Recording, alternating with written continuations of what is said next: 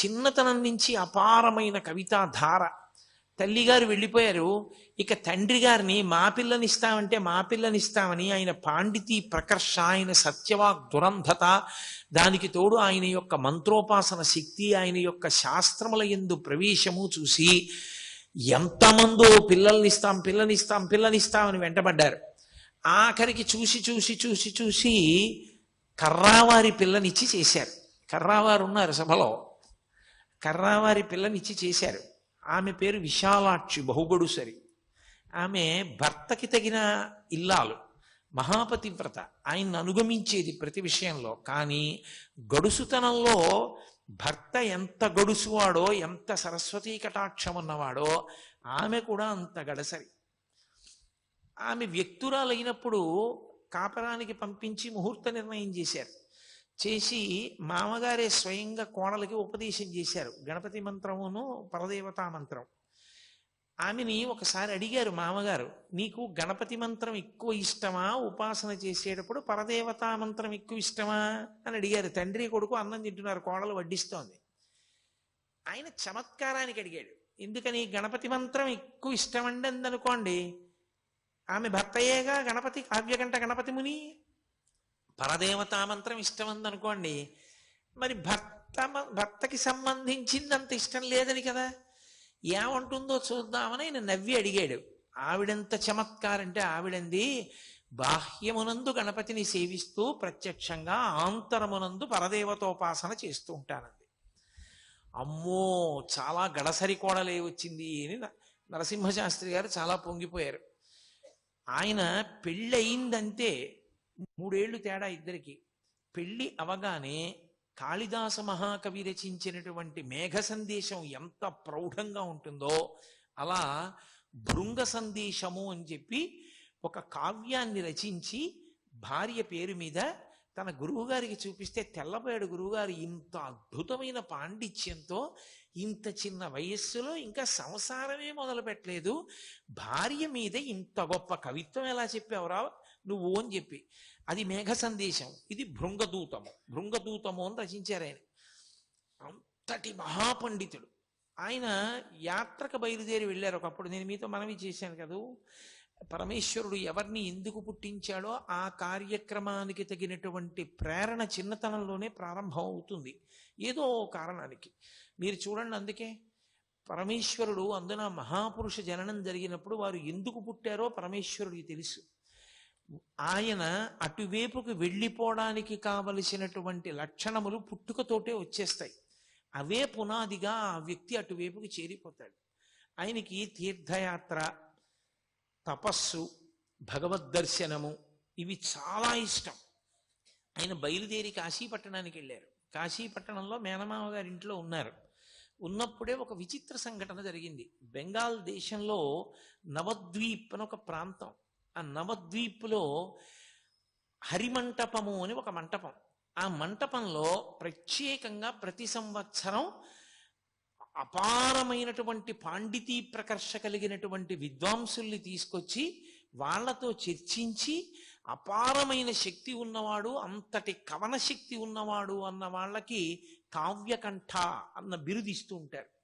వాళ్ళు దక్షిణ దేశం వైపు నుంచి, అంటే ప్రత్యేకించి ఆంధ్రదేశం అటువైపు నుంచి వచ్చిన వాళ్ళంటే వాళ్ళ దృష్టిలో పెద్ద పాండిత్యం ఉన్నవాళ్ళు కారని వాళ్ళకు ఒక అపోహ ఉండేది. అందుకని ఎవరిని అసలు దగ్గరికే రానిచ్చేవారు కాదు. అందులో అంబికా దత్తు అని ఒక ఆయన ఉండేవాడు. ఆయన ఆధ్యక్షం వహిస్తుండేవాడు ఆ సభకి. ఆయనకి సింహం అని పేరు సంస్కృత భాషలో. అంతటి మహానుభావుడు. కాబట్టి ఆయన దగ్గర పరీక్షకి నిలబడి ఆ బిరుదం పొందడం అంటే అంత తేలిక విషయం కాదు. నిన్నగాక మొన్న పెళ్ళైన పిల్లాడు ఈయన గణపతి ముని ఆ బిరుదం కోసం అని చెప్పి నవద్వీప్లో ఆ హరిమందిర ప్రవేశం చేశారు. చాలా కష్టపడ్డారు దానికోసం ఆయన. ఆ లోపలికి వెళ్ళడం అంత కష్టమైందంటే, ఇప్పుడు నేను కావ్యకంఠ గణపతి ముని యొక్క జీవితాన్ని పూర్తిగా విచారణ చేయడం నా ఉద్దేశ్యం కాదు. ప్రధానం ఏమిటంటే అరుణాచలంతో సంబంధం గురించి మాట్లాడటం. అందుకని నేను ఆ విషయాల్ని దాటవేస్తున్నాను. ఆయన కొన్ని సమస్యాపూరణాలు ఇచ్చాడు.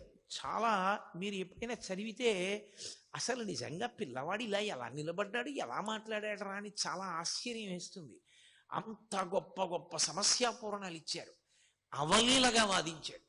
వాదించి ఆఖరికి ఎంత స్థాయిలో బెదిరించారంటే ఆ అంబికా దత్ అన్న ఆయన్ని ఈ మీదో చిన్నతనం చేసి మాట్లాడబోయాడు.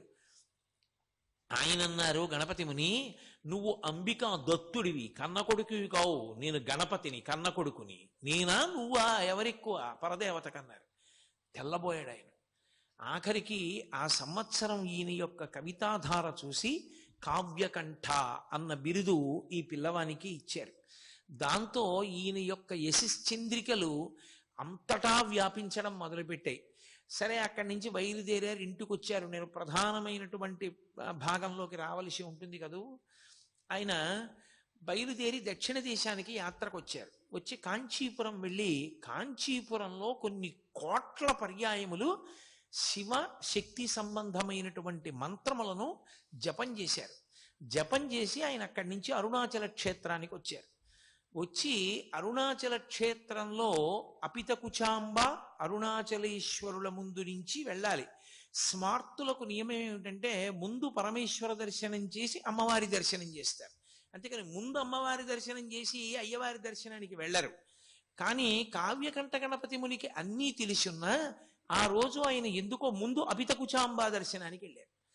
ఆయన వెళ్ళి అపితకుచాంబ ముందు ఇలా నిలబడి చేతులొగ్గి నమస్కారం చేస్తున్నారు. అంతే, అమ్మవారికి అలంకారం చేసినటువంటి పువ్వులన్నీ జల జల జల జల రాలి కింద పడిపోయి, ఓహో నన్ను అమ్మ అనుగ్రహించింది, గణపతి కదు, మరి గణపతి అంశ కదూ. ఆవిడికి అందులో కొడుకుని చూస్తే మహాప్రీతి. హేరంబుడిని పేరు మహానుభావుడికి. అమ్మవారు యొక్క కళ తగ్గించవలసి వస్తే శంకరాచార్యుల వారు ఎదురుగుండా గణపతి ప్రతిష్ఠ చేసేవారు. శ్రీకాళహస్తి క్షేత్రానికి కూడా ఆవిడ గణపతితో కలిసే వచ్చింది. కాబట్టి పెద్ద కొడుకు అంత ప్రీతి ఆవిడికి గణపతి అంటే. అందుకని చూడగానే ఆవిడ మించి పువ్వులన్నీ రాలిపడ్డాయి. చాలా సంతోషించారు ఆయన. అమ్మ అనుగ్రహం కలిగింది అనుకున్నారు. ఆయనతో పాటు తమ్ముడు శివరామ శాస్త్రి కూడా వచ్చాడు. వచ్చి ఆయన అరుణాచలేశ్వర దర్శనానికి వెళ్ళారు. అప్పటి వరకు తీర్థయాత్రలలో ఎన్నో దేవాలయాలకు వెళ్ళారు, ఎన్నో దర్శనాలు చేశారు. కానీ అరుణాచలేశ్వరుడి ముందు ఇలా నిలబడేటప్పటికీ ఆయన ఒంట్లో పులకాంకురాలు వచ్చి వెన్నుపాములో ఏదో విద్యుత్తు ప్రవహించినట్టుగా ఈయనతో నాకేదో గొప్ప అనుబంధం ఉంది, తండ్రి నన్ను పిలుస్తున్నావా అన్నారు. ఎంత పారవస్యానికి లోనై బయటికి వచ్చారు. వచ్చి దుర్గమ్మ దర్శనానికి వెడదామని వెడుతున్నారు.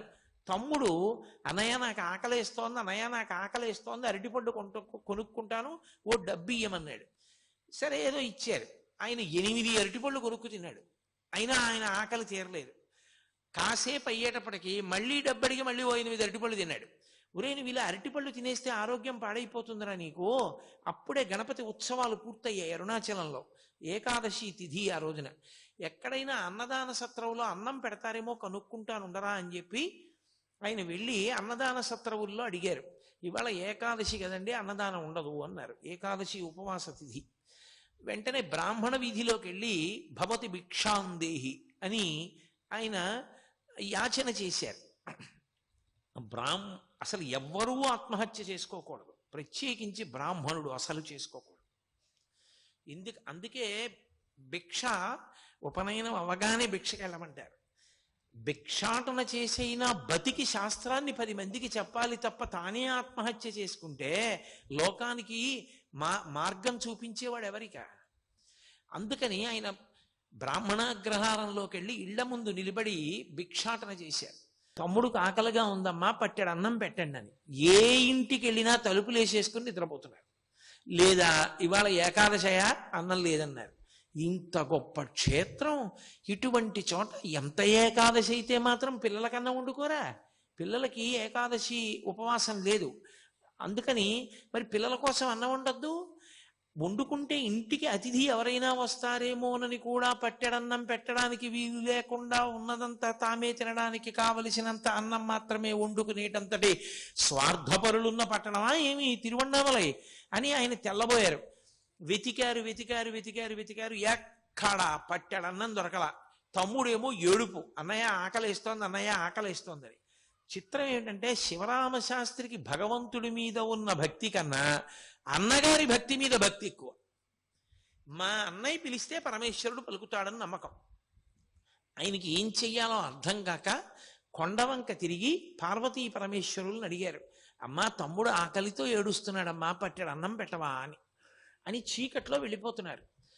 ఒక ఇల్లు దాటుతున్నారు. ఆ ఇంటి అరుగు మీద ఒక యజమాని పడుకుని ఉన్నాడు. ఆయన గబగబా దుప్పటి తీసి పరిగెత్తుకొచ్చి పట్టుకున్నాడు వెనక నుంచి. ఏమన్నావు ఏమన్నావు ఏమన్నావు? అన్నం దొరకలేదా తిరువണ്ണామలైలో? కాశీపట్టణంలో వేదవ్యాసుణ్ణి మహాతల్లి అన్నపూర్ణమ్మ పిలిచినట్టే పిలిచి, మా ఆవిడికి నియమం ఉందయా, ఏకాదశి నాడు సాయంకాలం బ్రాహ్మణులకు ఉపవాసన పోస్తుంది. ఎవ్వరు ఇవాళ ఏకాదశి, పైగా గణపతి నవరాత్రి ఉత్సవాలు పూర్తయ్యాయి, ఇవాళ ఎవరు వస్తారయా భోజనానికి, మేము రామని చెప్పి ఎవ్వరు ఏ బ్రాహ్మణుడు రావడానికి ఇష్టపడలా. నువ్వు నీ తమ్ముడు బ్రాహ్మణులు, ఎంత అదృష్టమయ్యా! వెతికి వెతికి వెతికి వెతికి వేసారి నేను అరుగు మీద పడుకున్నా, రా అన్నం పెడుతుంది మా ఆవిడన్నారు. లోపలికి వెళ్ళారు. ఒక మహాతల్లి వచ్చింది, అరిటాకు లేచింది. వీళ్ళిద్దరూ ఆ బట్టలు విప్పేసేసి ఓ తడిగావంచా ఒకటి కట్టుకుని ఆవిడిచ్చిన మడిబట్ట పుచ్చుకుని ఆ మడిబట్ట కట్టుకుని భోజనానికి కూర్చున్నారు. పరిశేచనం ఔపోసన వేశారు, ఔపోసన పుచ్చుకున్నారు. షడ్రసోపేతమైనటువంటి విందు పెట్టింది ఆవిడ. చక్కగా ఇద్దరు భోజనం చేసేశారు. తాంబూలం దక్షిణ కూడా పెట్టించింది ఆవిడ. తీసుకున్నారు. అంతసేపు తిరిగారేమో, ఆకలి మీద ఇంకా నడవలేమురా, చాలా భుక్తాయాసంగా ఉందిరా తమ్ముడు, ఈ అరుగు మీదే పడుకుందామని చెప్పి అన్న ఓ అరుగు మీద, తమ్ముడు అరుగు మీద పడుకొని నిద్రపోయారు. అంత అలిసిపోయి కడుపు నిండా తిని పడుకున్నారేమో, లేత సూర్యకిరణాలు పడుతుండగా తెలివచ్చింది.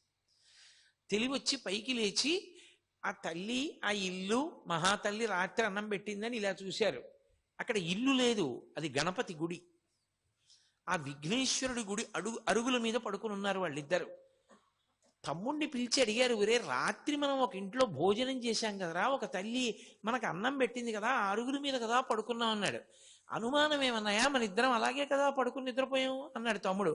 అని ఆయన తెల్లబోయాడు, ఇదేంటన్నాయా వినాయకుడు గుడి ఉంది ఇక్కడ ఇంటికి బదులు అన్నాడు. ఒరే రాత్రి మనకి నిజంగా అలా అన్నం పెట్టిందా అన్న చిత్తభ్రాంతి కలిగిందిరా మన ఇద్దరికి అన్నారు. తీరా చూస్తే రాత్రి ఆవిడ భోజనం పెట్టిన తరువాత ఇచ్చినటువంటి తాంబూలాలు కూడా వాళ్ళిద్దరి దగ్గరే ఉన్నాయి, వాడిపోయి. ఏమాశ్చర్యం అని చెప్పి చుట్టుపక్కలంతా వెతికారు. అసలు అటువంటి దంపతులు లేరు, అటువంటి ఇల్లు లేదు. సాక్షాత్ పార్వతీ పరమేశ్వరులే ఆయనకి గణపతి దేవాలయంలో దర్శనమిచ్చి అన్నం పెట్టారు. అన్నం తిన్నారు, బయలుదేరారు. కానీ ఏమి పరమేశ్వరుని యొక్క పరీక్షో! ఆ అరుణాచల క్షేత్రంలో శేషాద్రి స్వామి ఎన్ని పరీక్షలు ఎదుర్కొన్నారో, భగవాన్ రమణులు ఎన్ని ఇబ్బందులు పడ్డారో, అంత కష్టము కావ్యకంఠ గణపతి ముని పడ్డారు. ఆనాటి నుండి 3 రోజులు అన్నదాన సత్రంలో ఒక పూట భోజనం పెట్టేవారు. రాత్రి అయ్యేసరికి ఏదో కాస్త మంచినీళ్ళు తాగడమో, కాస్త మజ్జిగ తాగడమో చేసి పడుకునేవారు అన్నదమ్ములు ఇద్దరు. ఎక్కడ అన్నం దొరికేది కాదు. 3 రోజులు అయిపోయిన తర్వాత అన్నదాన సత్రంలో 3 రోజుల కన్నా పెట్టం, వెళ్ళిపోమన్నారు. బయటికి వచ్చి ఎక్కడ భిక్షాటన చేసిన, వారం చెప్పుకున్న ఒక్క పూట భోజనం తప్ప కడుపు నిండా 2 పూట్ల అన్నం తినడానికి కావలసినది ఏ ఒక్క రోజు లభించలేదు. ఈ తమ్ముడేమో ఆకలితో ఏడుపు. ఈ బాధ పడలేక ప్రతిరోజు ఆయన ఒక శ్లోకం రాసి హరసహస్ర రచన చేస్తాను అని ఒక శ్లోకాన్ని రచించడం, అరుణాచలం దేవాలయంలోకి వెళ్ళడం, అరుణాచలేశ్వరుడి ముందు నిలబడ్డం, ఏడుస్తూ అన్నం పెట్టమని ఆయన్ని స్తోత్రం చేయడం. చుట్టూ ఉన్న వాళ్ళందరూ వినేవారు. ఇతనెవరో భలే సంస్కృతంలో చెప్తున్నాడు రా పద్యాలు, కాబట్టి ఈ శ్లోకాలు విందామని రోజు ఆయన ఏడుస్తూ అన్నం కోసం శ్లోకం చెప్పే వాళ్ళకి జనం చేరేవారు. చక్కగా శ్లోకం వినేవారు. ఆయన ఏడుస్తూ అన్నం అడగడం, ఆయన బాధ చెప్పుకోవడం వినేవారు. శ్లోకం బాగుందని వెళ్ళిపోయేవారు. అన్నం మాత్రం ఎవరు పెట్టేవారు కాదు. ఏమిటి పరీక్ష అనుకున్నారు. అలా 1000 శ్లోకాలు అయిపోయాయి. ఆ 1000 శ్లోకాలు అయిపోయిన తర్వాత ఆయన అరుణాచలేశ్వరుడి ముందు చెప్పారు, రేపు సాయంకాలం నేను 1000 శ్లోకాలు నీ ముందు చదువుతాను, అప్పుడైనా అన్నం పెడతావా అన్నారు. అని ఆ మరునాటి సాయంకాలం ఆయన అరుణాచలేశ్వరుడి ముందు నిలబడి 1000 శ్లోకాలు చదువుతారని తెలిసి ఎంతమంది జనం చుట్టుపక్కల ఊళ్ళ నుంచి కూడా వచ్చి అరుణాచలేశ్వరుడి దేవాలయ ప్రాంగణం అంతా నిండిపోయింది ఆ శ్లోకాలు వినడానికి. ఉద్దండ సంస్కృత పండితులతో సహా వచ్చారు. అందులో భగవాన్ రమణులు, శేషాద్రి కూడా వచ్చారు. శేషాద్రి స్వామి, భగవాన్ రమణులు ఇద్దరు వచ్చి ఇద్దరు చెరువు మూల నక్కి కూర్చుని వింటున్నారు. కానీ పరమ ఆకలితో నీరసించిపోయి బాధతో ఉండి శ్లోకాలు చెప్తున్నారేమో కావ్యకంఠ గణపతి ముని గమనించలేదు. ఆయన 1000 శ్లోకాలు చెప్పి వలవల వలవల ఏడ్చేశారు అన్నం కోసం. అప్పటి వరకు మాట్లాడని వారు ఒక్కసారి ఆ ఊళ్ళో ఐశ్వర్యవంతులందరూ ముందుకొచ్చి మేము సిగ్గుపడుతున్నాం, ఇన్ని శ్లోకాలు రచన చేస్తే హరసహస్రం చేస్తే తప్ప ఎవ్వరం అన్నం పెట్టలేదా మీకు? అన్నం పెట్టడం కాదు, మీలాంటి మహాపండితుడు అరుణాచల క్షేత్రాన్ని విడిచిపెట్టి వెళ్ళిపోవడానికి వీల్లేదు, అందుకే మీకు ఇక్కడ సంస్కృత పాఠశాలలో అధ్యాపకుడిగా ఉద్యోగం ఇస్తున్నాం అన్నారు. చాలా సంతోషం అన్నారు. సంస్కృత పాఠశాలలో అధ్యాపకుడిగా చేరారు. చిత్రం ఏమిటంటే వాళ్ళు నియమం పెట్టారు, మీరు తమిళ భాషలో చెప్పాలి, సంస్కృతంలో ఉన్న విషయాల్ని తమిళ భాషలో చెప్పాలి, కాబట్టి తమిళ భాషలో అనర్గళంగా మాట్లాడడం మీకు రావాలి అన్నారు. ఆయన అన్నారు, నాకు ఉద్యోగం ఇచ్చేసేయండి, నేను ముందు పాఠాలు చెప్పడం మొదలు పెడతాను, 10 రోజులు సమయం ఇవ్వండి, 10 రోజుల సమయంలో అనర్గళమైనటువంటి తమిళ భాషలో మాట్లాడి పిల్లలకు పాఠం చెప్తానన్నారు. అప్పటికి ఆయనకు ఒక ముక్క రాదు అందులో తమిళంలో. సరే చూద్దాం ఇంత గొప్ప కవి ఏమవుతుందో అని ఉద్యోగం ఇచ్చారు. 11వ రోజున ఆ కళాశాల ప్రధానోపాధ్యాయుడు అటుగా వస్తూ ఈయన 11వ రోజు వచ్చింది కదా ఏం చెప్తున్నాడని చూశారు. ఆయన మాట్లాడుతున్నటువంటి తమిళ భాష చూసి ఆయన తెల్లబోయారు, ఇంత గొప్ప తమిళం మనకు కూడా రాదు, 10 రోజుల్లో ఎక్కడ నేర్చుకున్నాడు రాని. అంతటి సరస్వతీ కటాక్షం. సరే సంస్కృత పాఠశాలలో చేరారు. విశాలాక్షమ్మ గారు కూడా కాపరానికి వచ్చారు. సంతోషంగా కాలం గడుపుతున్నారు. శివరామశాస్త్రి కొంతకాలం అయిపోయిన తర్వాత నేను వెళ్ళిపోతానన్నాడు, ఇంటికి వెళ్ళిపోయాడు. నడుస్తుండగా అకస్మాత్తుగా ఆయనకు ఒక అనుమానం వచ్చింది. ఏమిట్రా ఇలా ఎన్నాళ్ళు కూర్చుని ఎందుకు ఆ పాఠం చెప్పుకోవడం ఏమిటి, ఇంటికి రావడం ఏమిటి, పండితులందరూ చుట్టూ చేరడం ఏమిటి, వీళ్ళతో కావ్యగోష్ఠి ఏమిటి, అసలు నేను తపస్సు చేసి ఎన్నాళ్ళయింది, ఇలా కాదు, నాకు ఈ కావ్యాది విషయాల్లో ప్రవేశం ఉంది కానీ స్వరంతో నేను వేదం నేర్చుకోలేదు, కాబట్టి నేను వేదం నేర్చుకుంటానని ఒక వేద పాఠశాలలో చేరాను. చేరి ఆ వేద పాఠశాలలో వేదాలన్నీ నేర్పేటటువంటి ఒక అధ్యాపకుడు ఉండేవారు.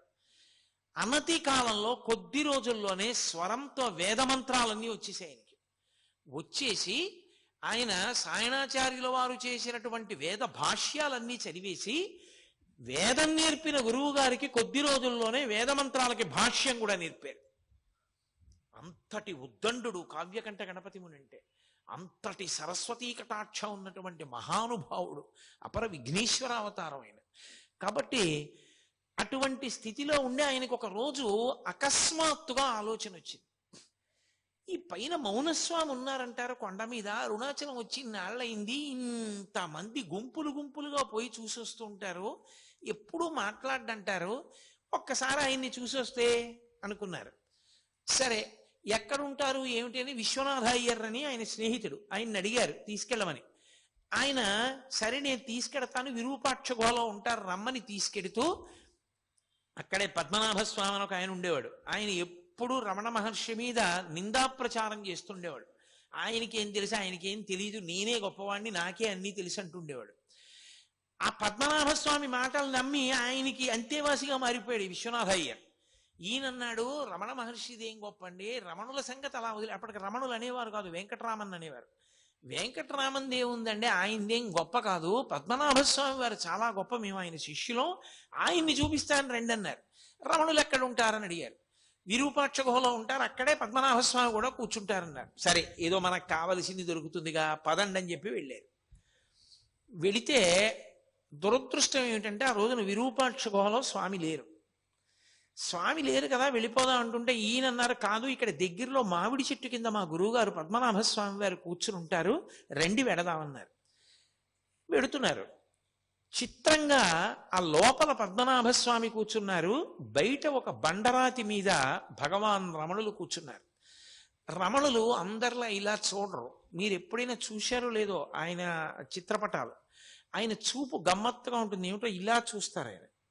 రామకృష్ణ పరమహంస చూపు గమ్మత్తుగా ఉంటుంది, భగవాన్ రమణుల యొక్క చూపు చాలా గమ్మత్తుగా ఉంటుంది. ఆయన ఇలా తలపెట్టి చూస్తూ ఉంటారు. ఆయన కావ్యకంఠ గణపతి ముని వంక అలా చూస్తున్నారు. ఆయన యొక్క తేజస్సు చూశారు కావ్యకంఠ గణపతి ముని. అబ్బా, సూర్యుని పగిది ఉన్నాడు రా మహానుభావుడని వంగి ఆయనకి నమస్కారం చేసి ఈ పద్మనాభ స్వామి వంక చూశారు. చూడగానే తెలిసిపోయింది ఆయన సమర్థత ఎటువంటిదో. ఆయనకి నమస్కారం చేయకుండా ఈయన దగ్గర కూర్చున్నారు.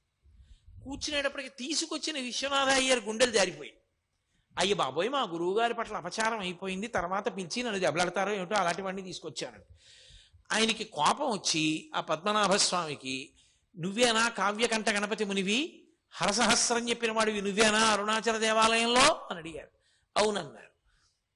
ఏది అంత పండితుడువా, శుక్లాంబరధరం విష్ణుం అన్న శ్లోకానికి విష్ణుపరంగా చెప్పు అన్నారు. వెంటనే శ్లోకాన్ని విష్ణుపరంగా చెప్పారు. చెప్పి మీరు నన్ను విష్ణుపరంగా అడిగారు, బ్రహ్మపరంగా కూడా చెప్తానని మళ్ళీ బ్రహ్మపరంగా అన్వయం చేశారు. చెప్పి పద్మనాభ స్వామి వంక చూసి, బ్రహ్మగారితో సమన్వయం చేయడం ఏమిటి, ఎదురుగుండా కనపడుతున్నటువంటి ఈ వెంకటరామన్ గారితో అన్వయం చేస్తాను చూడండి అన్నారు. అని శుక్లాంబరధరం, తెల్లటి గోచీ పెట్టుకుని ఉంటారు ఇప్పుడు, కాబట్టి తెల్లటి బట్ట కట్టుకున్నారు. విష్ణుం, ఆయన కీర్తి దిగంతముల వ్యాపించింది. ఆయన అటువంటి స్థితిని పొందారు కాబట్టి విష్ణుం.